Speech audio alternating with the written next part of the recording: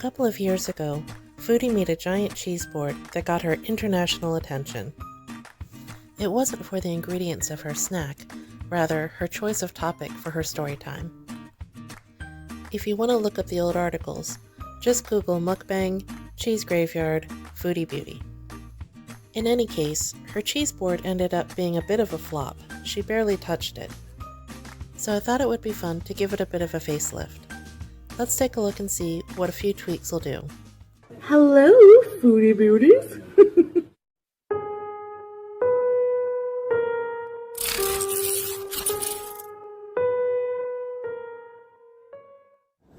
Happy Halloween, everybody.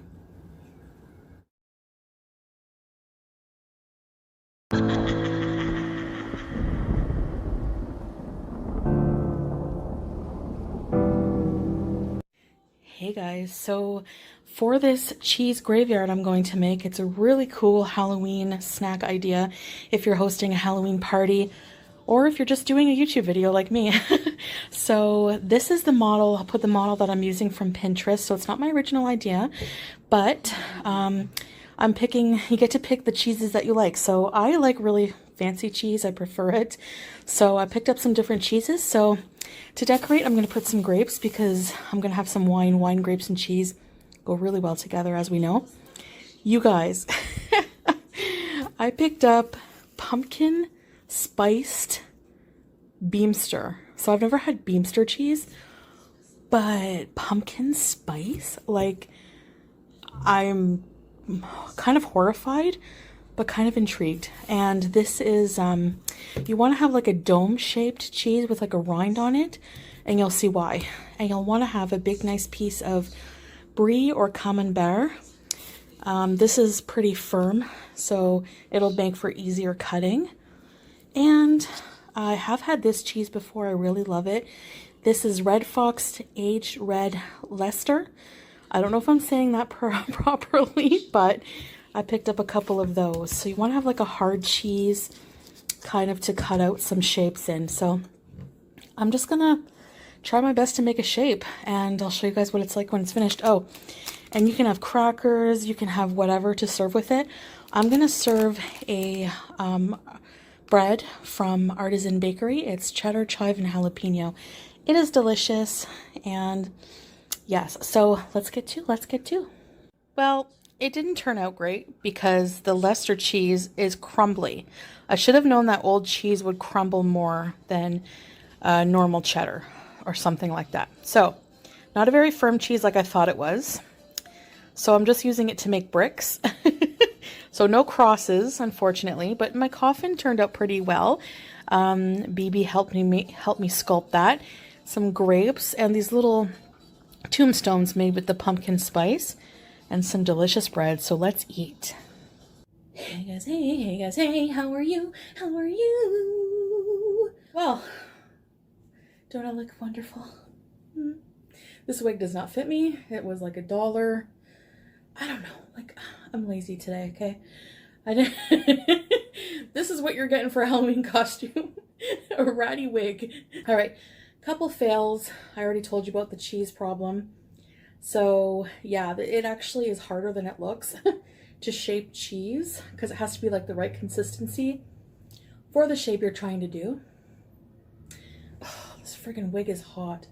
All right, and I don't have a cork opener. I thought I did, a corkscrew, but I don't. So this wine is, again, just for decoration. So I'm having grape juice, cold grape juice, and here, what can we name this guy? Let's name him Marshall, and that's inspired by what I'm about to talk about. So let's try this cheese. I need to try this pumpkin spice cheese first. And when I eat bread, my jaw clicks major. I'm just warning you. So if you don't like it, I'm going to take the rind off. Yeah, you're not supposed to eat the wax, right? So, yeah, I'm on this bread. It smells like pumpkin spice. Okay, let's try. Beauty bite.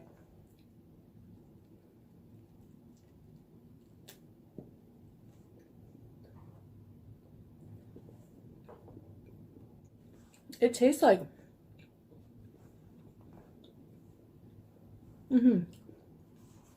cute napkins, eh? It tastes like pumpkin spice, but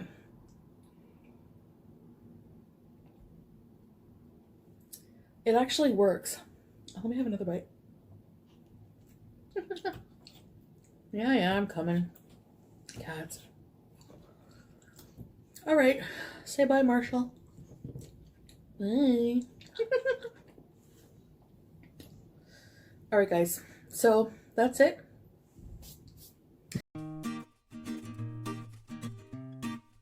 I used an aged cheddar to make my crosses, and it was actually very easy. Instead of picking up the cheese and trying to sculpt a cross, cut out the negative space and just do it very carefully in little blocks. Save the scraps to put on the finished board.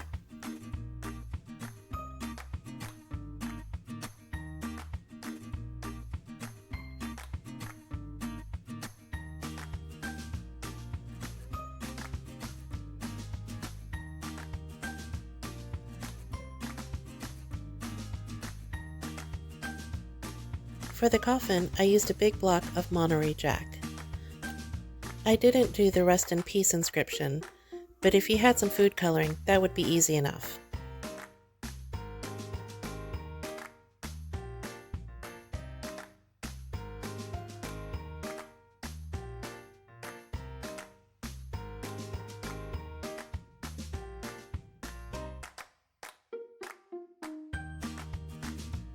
Is it just me, or does that look cozy enough for a tiny vampire?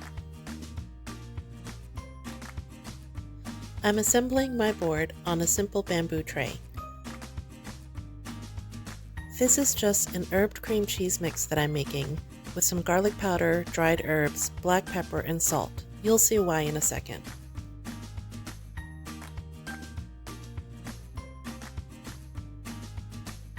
My fourth cheese is a scrap of very fancy Gorgonzola blue mix, which I just cut into wedges and arranged in a flower shape.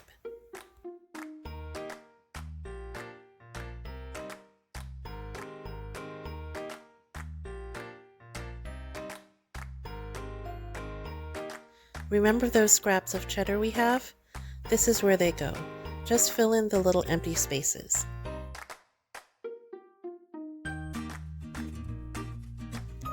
The cream cheese mixture is going to go on the board as a base for the cheddar cheese crosses.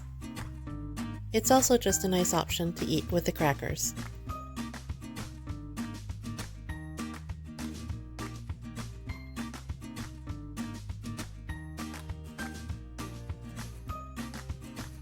Okay, so this is what I think was really missing from this cheese board. A little deli ham, pepperoni, or even just hard salami would make a nice addition.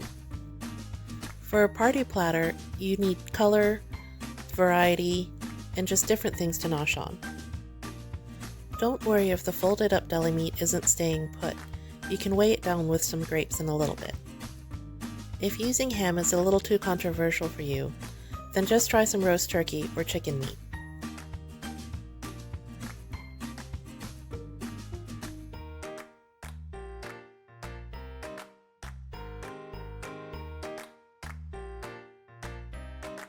We still need more color, so I'm going to add a few slices of mini cucumber as well. If you don't like cucumber, you can try slices of bread and butter pickles, olives, or even tiny little cornichons. The main thing is to just add another little pop of color.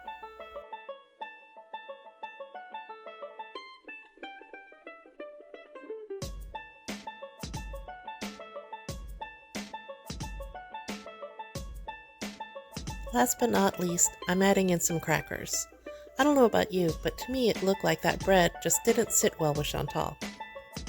Whether you're snacking solo or feeding a big crowd, you can't go wrong with little tiny wheat crackers. And that's it! If I was making this for a small get-together, I'd have a separate basket on the side with the rest of the grapes and crackers.